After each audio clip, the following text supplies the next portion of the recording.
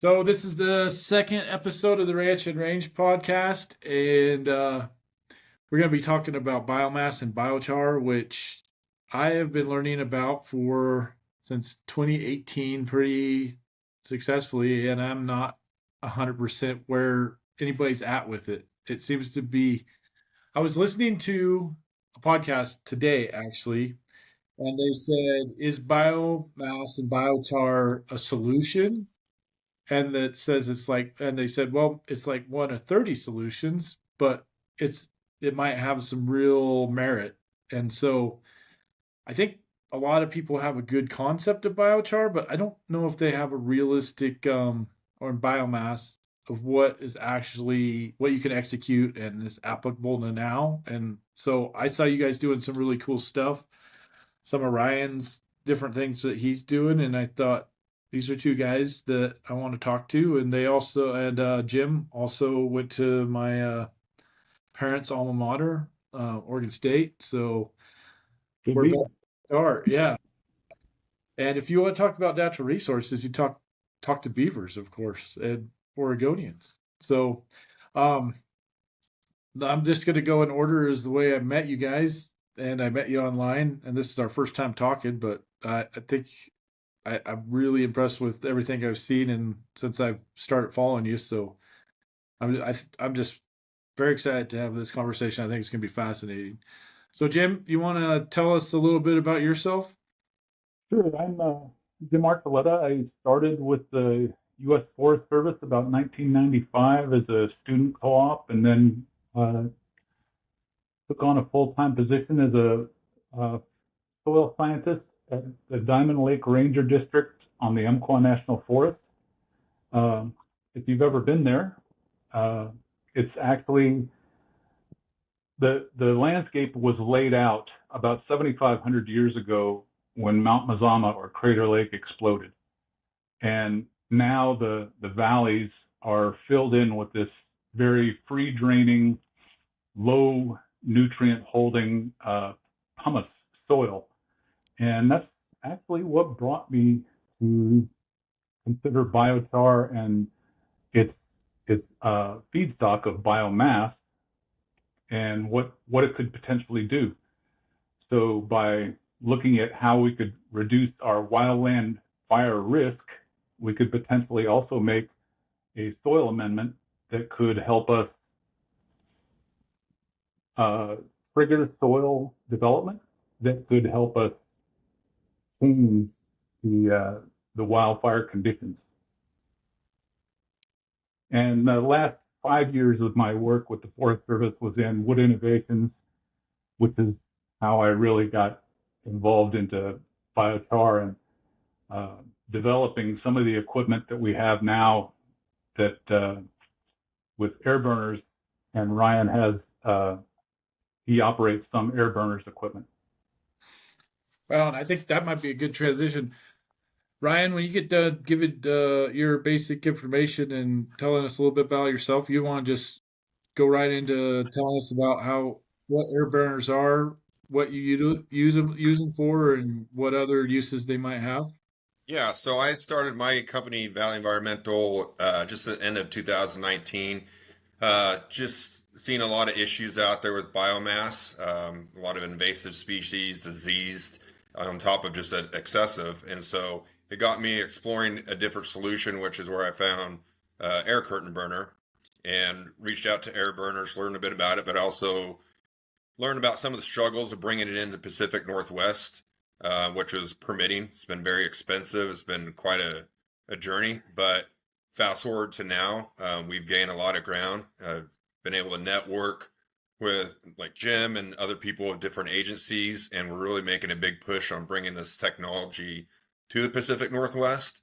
And have done quite a few cool projects with a lot of invasive species, probably more than anything right now. We're really working on this emerald ash borer that's going on, and for Oregon Department of Forestry, they're really happy with a good solution to help eliminate these.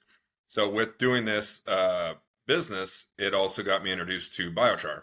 And even though my primary focus is biomass utilization, biochar can be pretty addicting to get learning about and go down every, rabbit hole and yada yada. Luckily, been able again to be associated with Jim. I've learned a lot about biochar through him. I've heard a lot of great stories from him, how it's been used in different areas, rangelands, agriculture, all that stuff. On top of other people I've learned, so kind of a little bit more involved with it now. Even though I'm still doing the biomass, where I'm also now trying to make this connection with the overall biochar world because there's a lot of fancy ways to make it, but we're having an issue with a lot of excessive material at the end. So I'm trying to use my resources of because I am in the ag world too with my farm, trying to bring those connections together and bridge that gap so we can get these producers to get their carbon credits on it, but then we can also get this product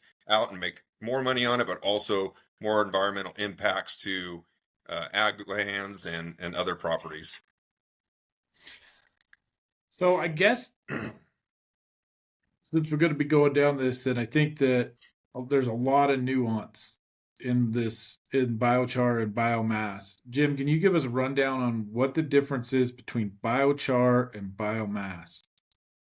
So biomass is, well, from my perspective, biomass, my forestry background, that would be the materials that end up in a timber sale that are unmerchantable and very typically end up in a burn pile because the cost of hauling that to an end user for wood energy or wood chips or any other use is so high.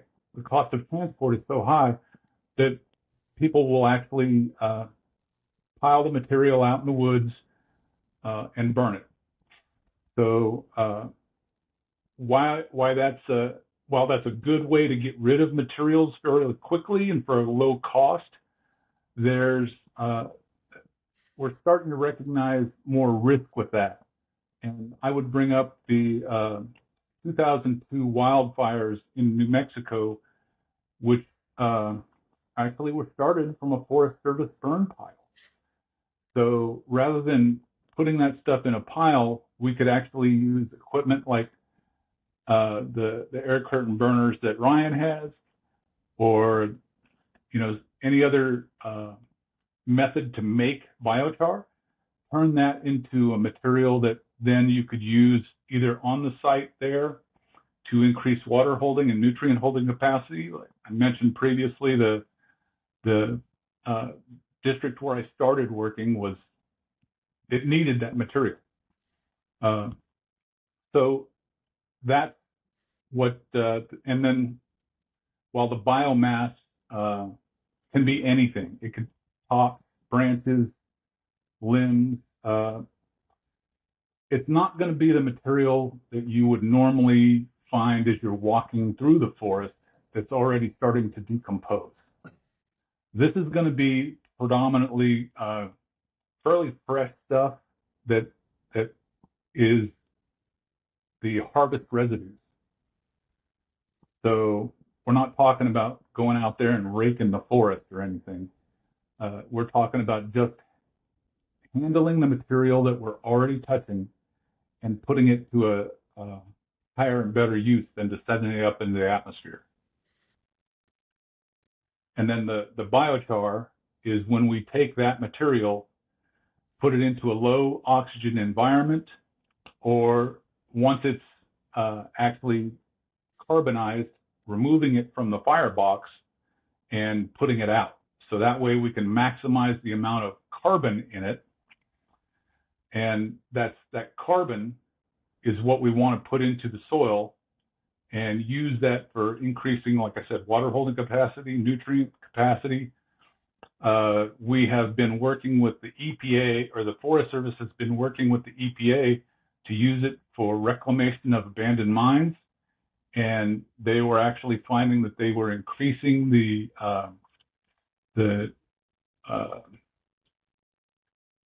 stabilizing aqueous minerals and metals to stabilize them so they wouldn't run off into the rivers and streams. So this material is actually, it's really a great material to go ahead and use in a lot of different ways. And, kind of like how petroleum is in everything, biochar is largely carbon. It is in everything. So we can use it as a building block in a lot of different ways. So I don't know if you guys are familiar with Bill Gates wants to chop down all the forests and bury them. Have you heard that? I haven't heard that one yet. Vaulting. Yeah. So that just came to mind because I'm thinking, as we're thinning or we're logging or we have burns and we have stuff, we have litter and slash and biomass that we need to pick up. It seems like if we had people like Ryan with equipment like Ryan, that's all stuff that could be burned and either buried or just left on the ground. I don't know what the best process is. Well, it depends on your site conditions where you're applying it and what your final objectives are. You know, I kind of rolled my eyes when you mentioned vaulting. That's an appropriate way to get rid of material. However, is it the most effective, or does it have the greatest span of benefits? When you look at that, all you're doing is just taking that carbon, putting it into the ground, burying it so it won't react or decompose. What you're doing with biochar is you're taking it and putting it near the surface so it will react. And what it does is it picks up nutrients, water, and helps the vegetation actually survive longer. So at Diamond Lake, when we put out, I think it was about 2 tons to the acre biochar in this free draining pumice soil that goes from winter to drought in about a month, we were able to keep grass green until August. I took a photo August the 10th. So we applied the material the first week of April in a snowstorm. Great time to put it out. Then looking at the data of a RAWS station, a remote area weather station, we saw that it quit measurable raining by the first week of June. So from the first week of June until August the 10th, when I took the photo of green grass with everything outside the plot cured down to the root collar, what does that mean for range? That means increased forage opportunity, increased seed opportunity. It means for wildfire, it means reduced risk of live fuels igniting. And also, it just, the benefits are more than just burying some carbon. And that's really, I think, where the opportunity with biochar is over vaulting. Not to say that we shouldn't vault. There's a lot of material out there. Maybe we should do some. But I don't think we should actually dig a hole. We should find holes that are there and fill them. Yeah, because digging a hole sort of like tilling in regenerative agriculture, tearing up that root structure, breaking up the microceum network, which is super important in forests. So, um, And thanks for bringing up the mycelium too. That biochar has actually been found to be a good promoter of mycorrhizae fungi. So there's so many benefits of this stuff, and at the same time, it can go south too. So we know that from literature by Wardell and some other folks from about 2008, they were finding that biochar could decompose humus. So if you're putting biochar at the right loading on an organic rich soil, you could potentially start to decompose it.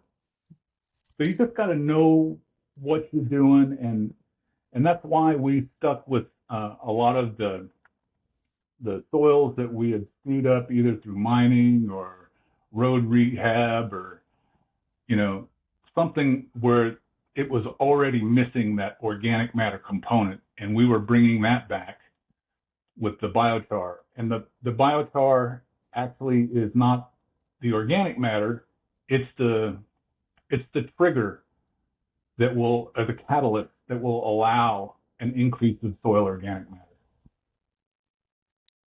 Right on. So, you're applying it on federal lands. Ryan's working with commercial customers, probably some state, maybe, but you work with a lot of private people. And what that makes them pick up the phone and call you, and then do you how do those relationships work? Do you have repeat customers? Do they have plans as to what direction they're going with their land that you're part of? How's that work? I actually do more like state projects, so work with different agencies. Um, the private stuff I have is generally when people want to um, eliminate the smoke in their areas off their piles, utilize the biochar. I've had people that will take their forestry biochar and put it on their fruit trees and this and that. I've done some private jobs with orchards and smoke sensitive areas up in like Hood River. They had me in there for that, just for the smoke deal. So everybody's kind of has a little bit different idea. Sometimes it's smoke, sometimes it's char. But yeah, most of my stuff I do get actually through like state or federal agencies. And what do they what do those contracts look like? What are their goals and their expectations when you go to work for them? Um, there's a lot of people wanting to learn about biochar, so they like the fact that they're getting that. But I'd say probably the biggest thing with my machine is just the smoke sensitivity. That was the biggest thing. I did a lot of work in Hood River because they have such an issue with everybody burning their orchard waste and smoking these valleys out. And being up there using the machine, I really saw it firsthand, and I actually even videoed through my machine of the smoke out there. So they're really happy that we were able to come out there, offer solution, and cut the emissions down there. So yeah, smoke sensitivity has been a really big one. So I'm just making a wild guess here, but you and Jim connected on one of these projects. How did you guys build your relationship? So within all this, there's multiple people that are pushing for ACIs. Jim's been one of them. We have a subgroup, and we've been working together now for easy 3 years or more. And so it's just through that network that, and that includes DEQ, that includes a couple other companies, Forest Service, all that stuff. So we kind of just become this team thrown together and all on the same, vision of changing the way things have been done, improving the environment, all that kind of stuff. So What's an ACI? it's well, technically it's an air curtain burner, but in Oregon, Okay. call an ACI. That's part of the issue we have in Oregon is Oregon identifies it as an incinerator. So it's an air curtain incinerator here in Oregon. Yeah, unfortunately, the EPA identified it as an air curtain incinerator, and that's actually been through the benefit of Ryan's work. Actually, he helped with a lot of some of the testing that we had been doing to actually remove that from the Title V Clean Air Act permitting. So the EPA is no longer recognizing those mobile ACI units as incinerators. Yeah, because there's a real difference in the way that it's burned. Because when I first started learning about, well, it does burn biomass, but you can burn it to a point where you create like fly ash, which doesn't have all the properties of like a burned biomass or a biochar. In my understanding, is that correct? So Correct.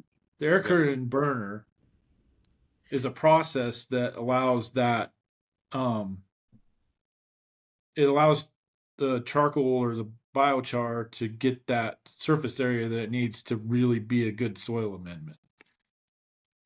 Yeah. So the way that Ryan and I got together is I was working with Air Burners Incorporated to adapt the Burn Boss, which is the equipment that Ryan has, into their Char Boss. So that's a piece of equipment that you put in the wood and in the same way you would with Ryan's equipment, except it doesn't have well, it has a bottom, and it's extracting the charcoal that's forming as it forms, and it's immediately quenching it. So that's why Ryan and I were both interested in the getting the Title V permitting resolved, because we both had equipment that could benefit from that.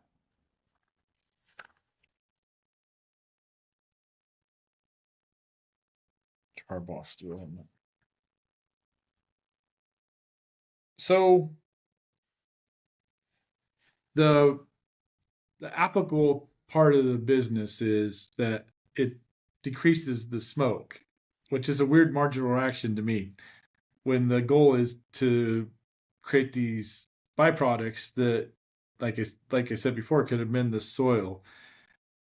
As your business is growing, are you seeing more applications for, or more people reaching out for different applications other than just to get rid of some slash and um, keep the smoke down, As in coming out and making more biochar production. or anything just to like soil and that kind of stuff? So ideally, like with the air curtain burner, the main focus is to eliminate, biomass, cutting the emissions, all that kind of stuff. It's just a benefit that we can make small amounts of biochar with it, but nothing like I don't make enough out of it to make like market the biochar, anything like that. So yeah, overall the goal is just come out, eliminate this debris in a cleaner way, um, and cut the emissions down, or also like when we're dealing with invasive species, our focus is eliminating those invasive species. So Yeah, and so one of the test projects that we had done with uh, the equipment that's similar to Ryan's was we were actually on the coast in Bandon eliminating gorse. So I don't know if you're familiar with gorse, but it's I think, how about whitethorn? You know what white? Yeah. Okay, so whitethorn. Now multiply the thorns by about 100 per inch. It is nasty, and you can't pull it out by hand. It has to be pulled out with machinery. There's approximately 30,000 acres of invasion on the southwestern coast of Oregon for gorse, and the Bandon Golf Course was interested in getting rid of it, so we took our equipment out there, and we were making the biochar exclusively out of the gorse. Uh, so it doesn't really matter what kind of biomass you're dealing with, whether it's a forest debris. And in the same test, a few days later, on the east side of the state, on the near Pendleton, we were actually processing timber harvest waste. So that was our when we were actually proving the fact that we could do this in a systematic way and just knock it out. We were literally in the middle of, or on the edge of, the North Fork John Day wilderness, next to, or between that wilderness and Tollgate, Oregon, and way down in the middle of nowhere in this hole, processing this stuff out. So you can do it under rather extreme scenarios and still do it safely. So when I was looking at your profile, Jim, I saw that while you're at the Forest Service, you've said this in the beginning of the podcast, is you sort of pioneered and worked with the team that brought this about, and you won some awards. But I got to think anything like with this new type of technology, especially in Oregon forest, you had to have some struggles. And It probably at times didn't look like it was going to happen, but you guys got through it. You got the awards, and now you've got to this place. Just can you tell us a little bit about that journey, about how you learned about it, how you thought this is the solution, and what you had to do to make it come bring it to fruition. Well, I'll be honest. I didn't find biochar; it found me. Uh, so like I mentioned that I was a soil scientist, and I was working on that, those poor forest soils, those poor nutrient and water holding poor soils. And a wildlife biologist who had read about biochar came to me and wanted to do biochar. And I could see a whole lot of work.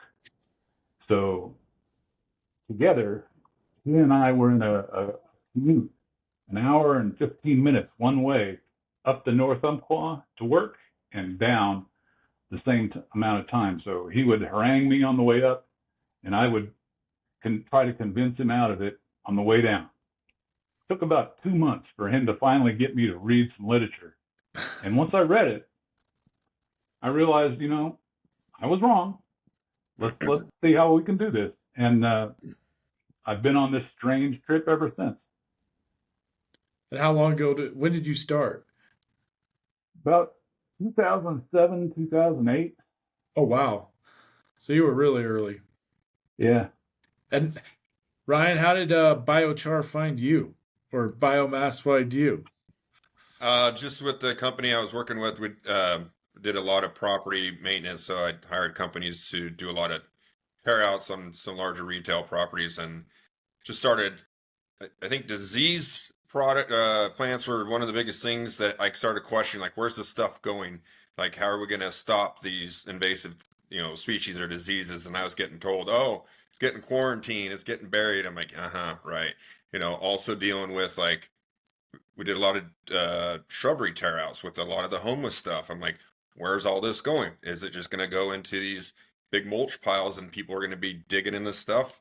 So it just got me thinking of like, how could we there's got to be a better way. And that's where I discovered the air curtain burners. I thought, hey, if this stuff went there, it'd be a lot cleaner. We can actually eliminate invasive species, disease stuff. Worst case, even if we do these tear outs and some of these needles and stuff go in there, at least it's, you know, making those more sanitary, all that stuff. So, and then I just got to the point where I wanted to just go out on my own and spoke with air burners, understood the challenges of getting it permitted in Oregon, and it's like, well, I'll make it happen. And it's been a journey with that part of it. There's been some pretty big increases. There's been this and that, but I've also been able to help lead the way in the Pacific Northwest with this industry, align with some great people, actually be part of rewriting these rules and helping bring this technology here so we can actually start making a difference in the communities. So it's been a journey, but I've learned a lot, and I think we're hopefully on the up with it all. So it was mostly the classification of the equipment that was the hang up. Yeah. Yeah. Yep. I've heard that with a lot of different things. It's always fascinating how things get hung up with different things. Um,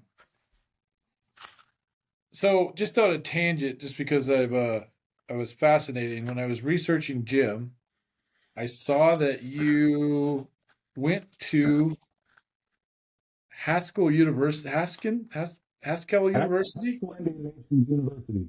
and there is a lot of people in my network that went to that school. So, and they all sort of seem to be in natural resource based um, jobs and really being really innovative. So I was wondering what you learned there, or what the group of you learned there that sort of installed this sort of out of the box thinking and taking you in all these different directions. Well, so Haskell is a BIA school. It's a Bureau of Indian Affairs school, and I am an enrolled member at Taos Pueblo, and I my wife was going to school at KU at Kansas University, and I figured I'd better get some education too, because she's leaving me in the dust. so, so I signed up there at Haskell and got tied in with the Natural Resources Program, who had a Forest Service liaison there at the school, and they're the outfit that actually got me tied in with the Umpqua and got that position after a bit. But I think it's a lot of the ideals and concepts that came out of some of the classwork there that the native technology that we have here, both in biochar and in regenerative ag and some of these other things, it all seems to tie together fairly well for me. And I just love the way that this stuff works. I mean, if we look at how soil forms, there's 5 soil forming factors: parent material, climate, topography, vegetation, and time. Now, when we start dealing with the vegetation and making it into biochar, we're influencing both vegetation and time. And especially when we put that material back into the soil, because we've decomposed that material down to a point where it's at it's raw carbon, essentially.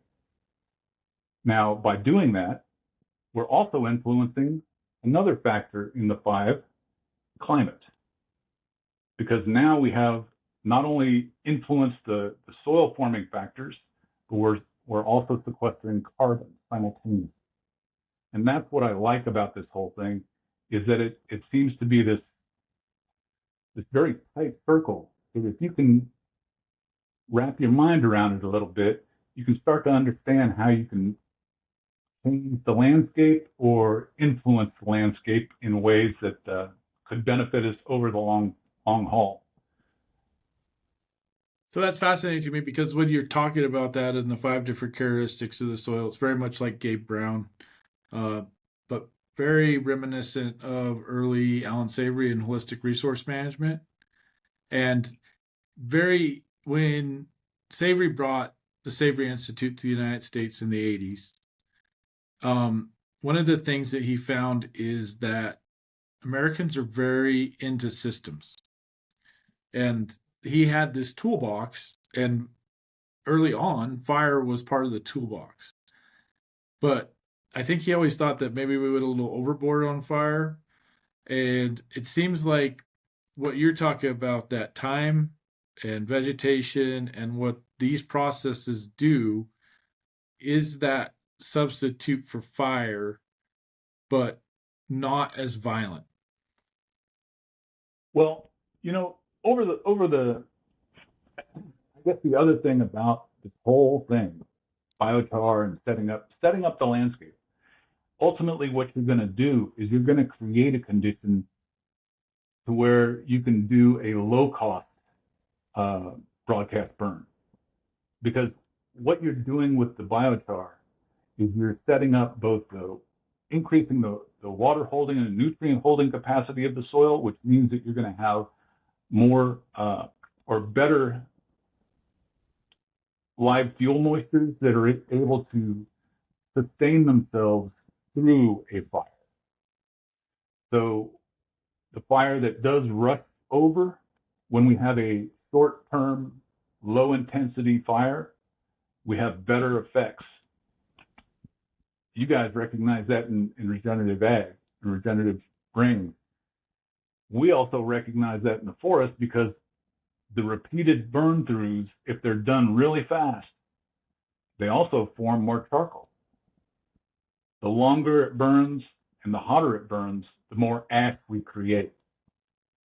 So essentially what we're doing with biochar is we're replacing some of the repetitive burning that would go on, where you would get micro amounts of charcoal, and we're just upping it up a little bit.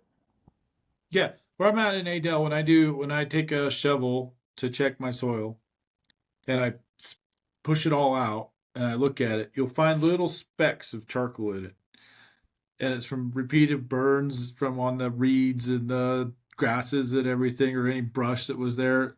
I'm assuming, and so I'm like, this, it's there already. And if you go deep enough, you see when that process was there before the farming and the ranching and all that kind of stuff. Well, and in the also in the grand scheme of things, when we had these repetitive forest fires or repetitive burning up in the forest, that would create some charcoal that was then able to be hydrated and be picked up in the water column and moved either across the landscape or into the profile. Since we no longer have that, we no longer have that input. And additionally, especially in agriculture now, we have a lot of diversions, other things where we're routing water and we're not allowing flood to disperse across the landscape, so that feeding of the landscape doesn't occur as readily as it used to either. So this whole thing kind of takes the place of some of that, and hopefully we can get back to a better stable environment in both the forest and the farm, because we have the surplus in the forest and there's a deficit on the farm. So if we have an equation of surplus and deficit, we'll find the balance.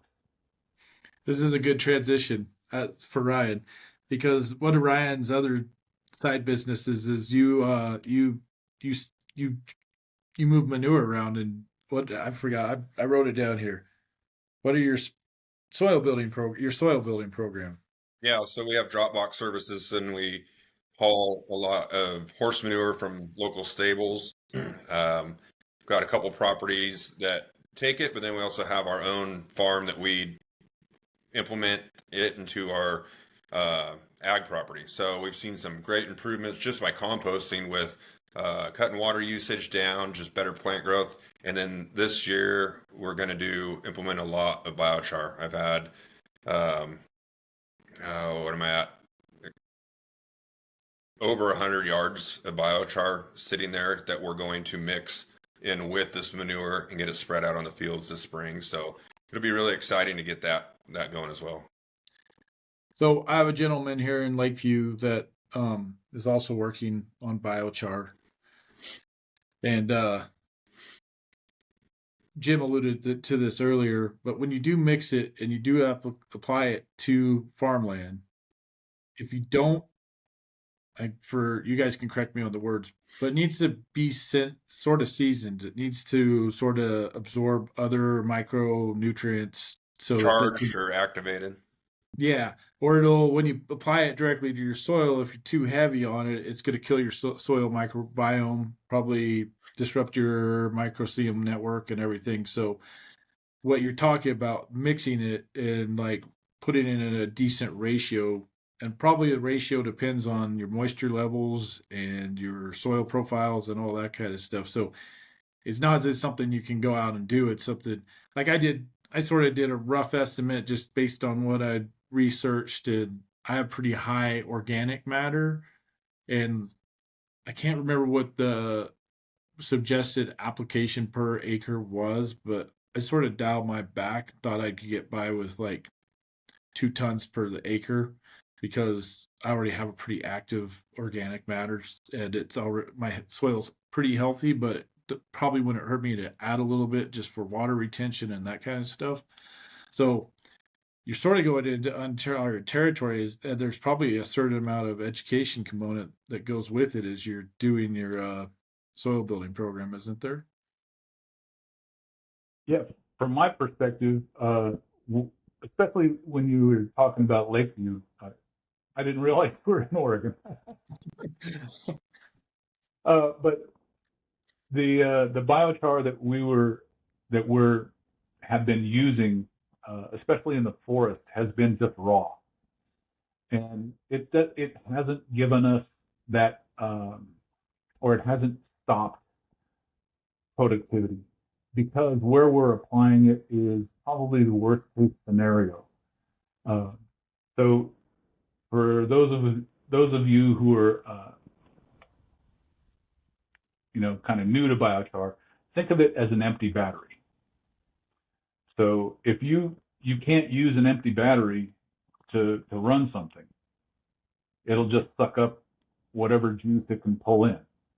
Just kind of think of it in those kind of contexts. So if you charge it before you use it, you'll be ready to go. But in that same kind of venue, I started looking at biochar at the same time as I was hearing about carbon banding in the Willamette Valley. So that's where the grass farmers are actually using activated carbon, and they're drilling in their grass seed and then spraying activated carbon directly over the seed line, and then a non-specific herbicide to the whole field. And that way they can get a 99.9% weed-free seed product. What happens is that activated carbon, which could be biochar, actually will tie up the herbicide. So the seedling is the only thing coming up. There are plenty of opportunities where you could use it raw or amended, as you're suggesting. Okay, I got 4 more questions for you. I'm trying to keep it to an hour, but I want to ask all 4 of these questions. And one of them comes back to Ryan, and it sort of comes back to this Oregon culture that we have. And when I was reviewing Ryan's profile, he spent a long time, his early career with Les Schwab. And I would have to say that Les Schwab's book is probably one of the best business books I've ever read. Agreed. And I reference it quite often. And I'm just curious what you learned from Schwab's and from working at Les Schwab's. Do you think you were better prepared to go out on your own and start your business and like tackle this kind of stuff? Because there's education and there's education, and I think at Schwab's you get a pretty good education. Yeah, Les Schwab was I started there when I was 18. I didn't go to college, and that was probably the best, besides growing up in a small business, that was the best business education that I probably could have taken, probably better than what I could have paid for in college. And Les Schwab was a very open book back then, and like if you wanted to go in there and really learn business, you could. If you wanted to just work, you could just work. And I've had some really great mentors through that company. And yeah, Les's book is great. So definitely learned a lot, and it's prepared me to be where I'm at now for sure. Okay, you guys mentioned this, and it fascinates me, and I'm really not sure where I fall down on the fence about it. But carbon credits. So they sort of are synonymous with biomass and with biocarbon and forest and soil building. So, I guess from a biochar, biomass perspective, where do you see carbon credits? And do you think they're a big enough leverage to create a big change, or just something that was hot for a while is probably never really going to catch on? I'll be honest with you. I've never really chased carbon credits much at all, because when I first got into this, I started bringing that up, and my leadership within the Forest Service was uh, saying, "We're not getting into carbon credits. That's not our gig. We would." The agency would collapse the system if we started playing around in there. So thankfully, I didn't have to deal with it. Right on. Right on. I've been getting a little bit more knowledgeable about it with some of the current groups I'm working with. I think it's coming, but it's got to be done at a definitely large scale to make it worthwhile. Like I could apply for carbon credits with my business and what I do, but it's just such a small scale, it wouldn't really be worth it. But with all these bigger biomass utilization plants coming in and all that, then yes, there'll be a market there for it.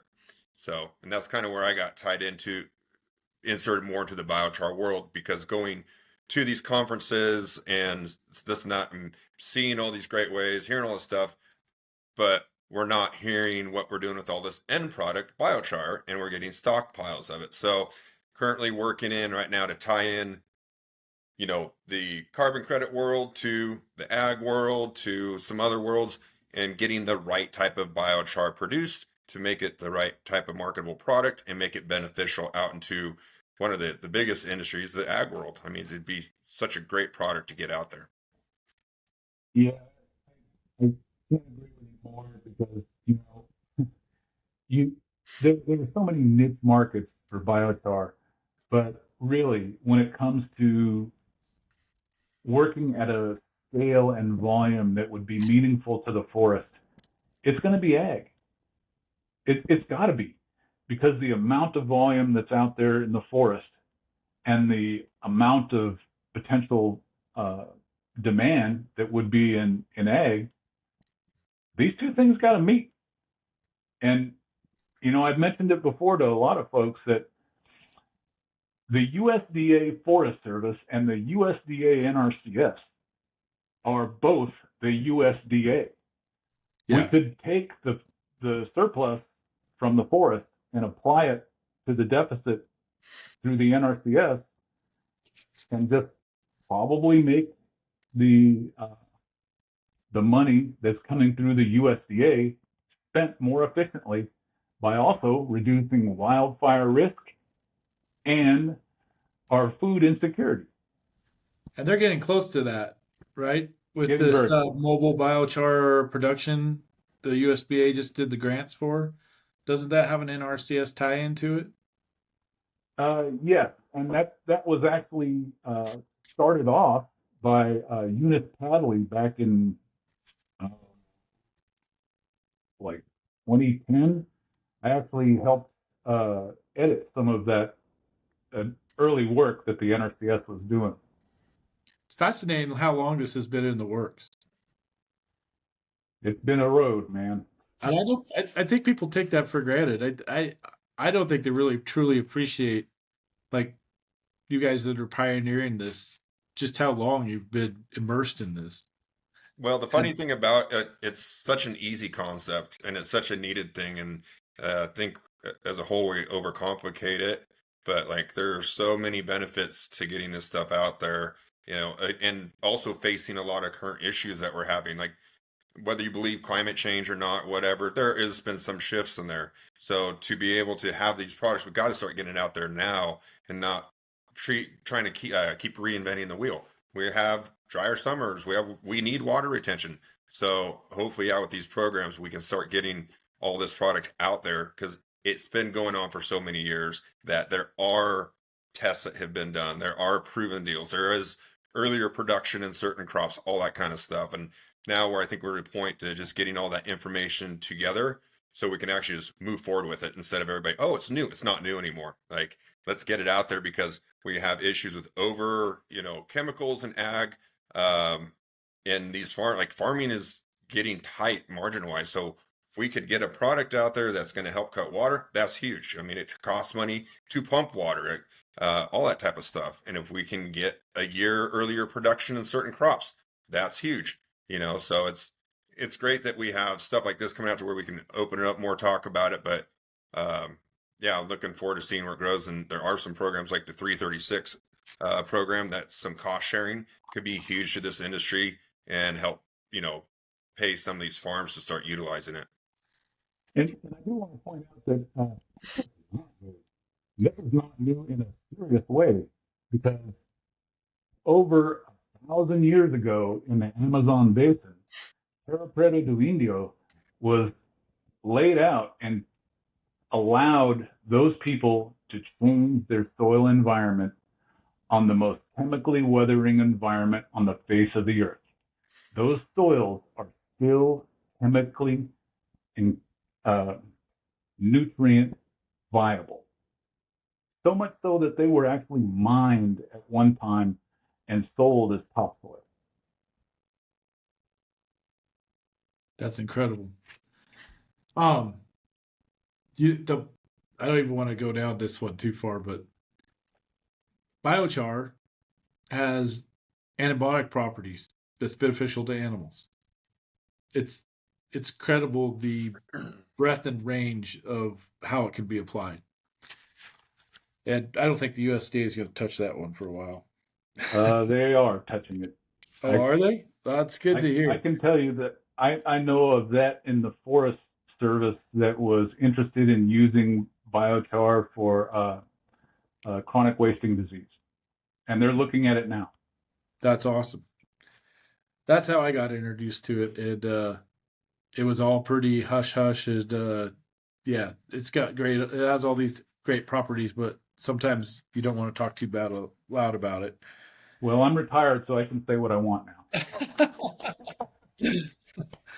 um, so let's talk about the greater. We're here now, and I want to talk sort of about the future. I want to start with like how can this help, especially Pacific Northwest communities, farms, forests, uh, hell, wineries. I don't care. But what are the community benefits to this on a macro scale and a micro scale? Water retention is the biggest one I see. I mean, and Go ahead. I mean, again, we have a lot of crop issues dying off.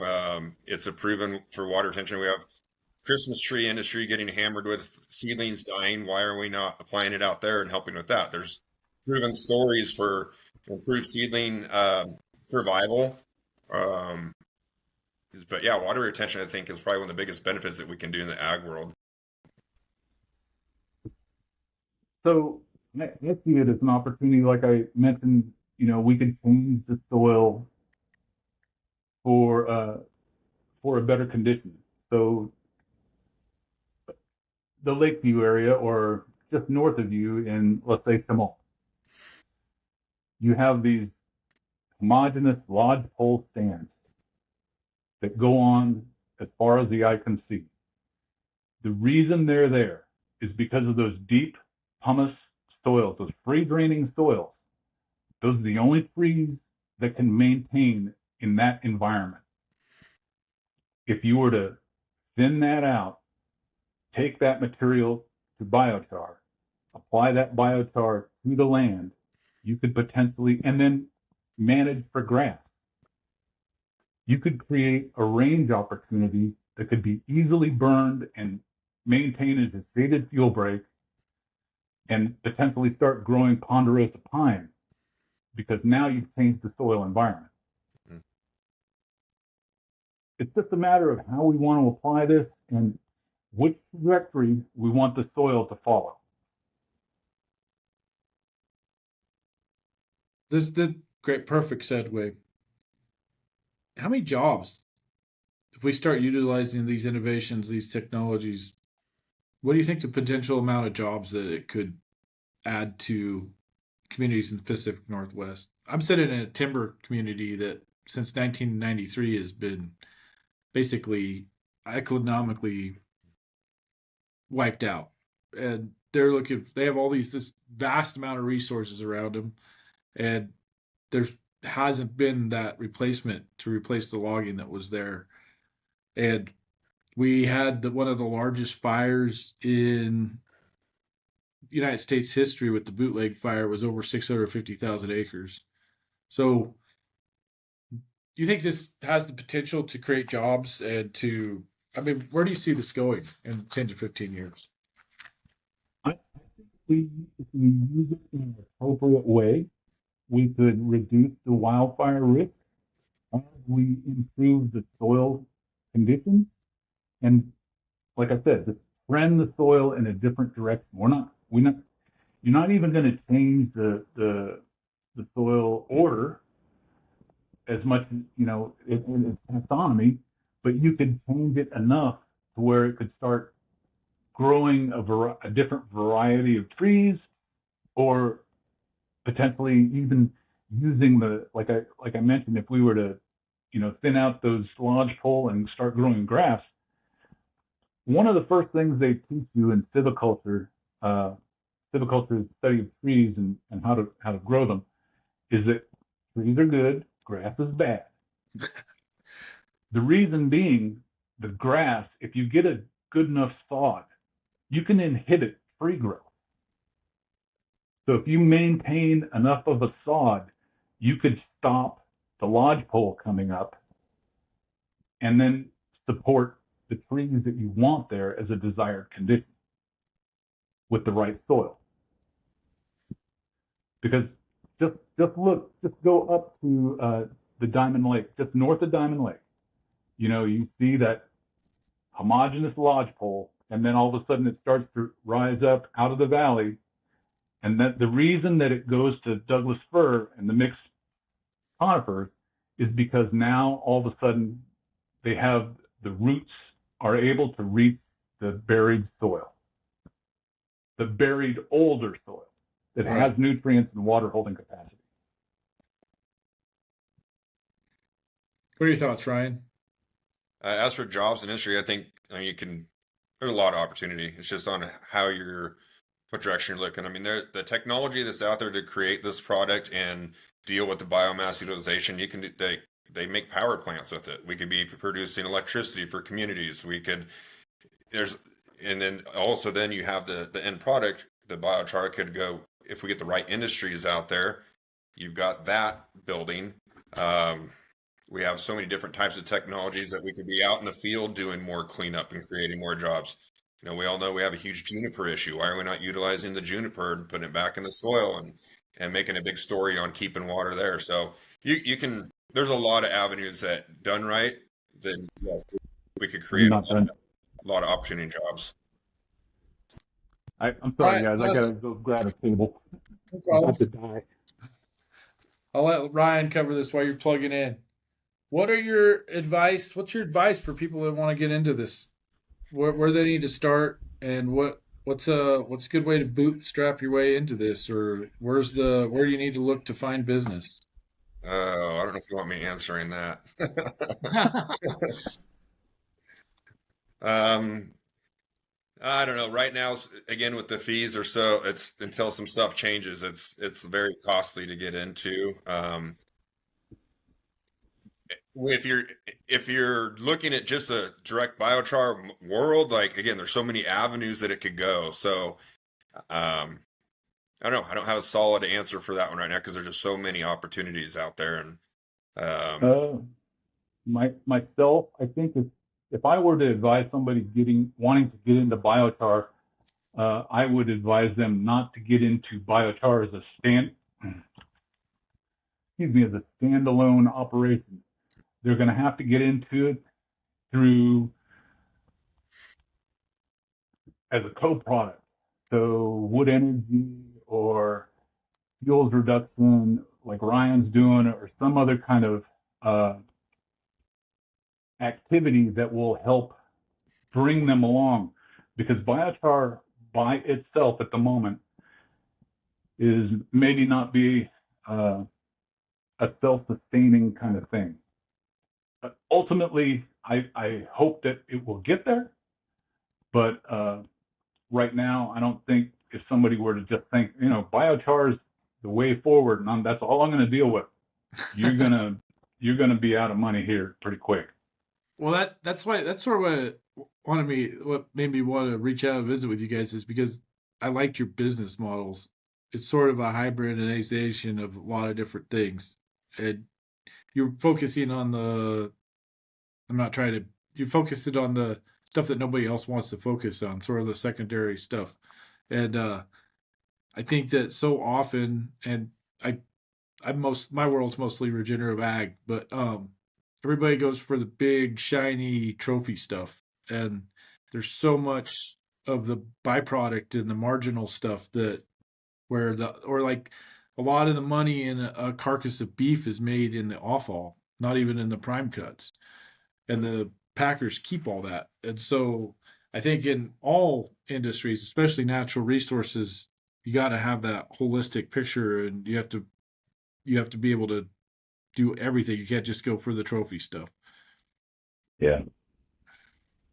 So I think opportunity wise, real quick on there is maybe not necessarily going into creating, but maybe as these programs grow, farms and ranches take advantage of the programs and just help it grow all together because they're going to benefit on it financially in the end, but they're also going to get another means of revenue in there for some cost sharing, and then that'll help that industry grow as well.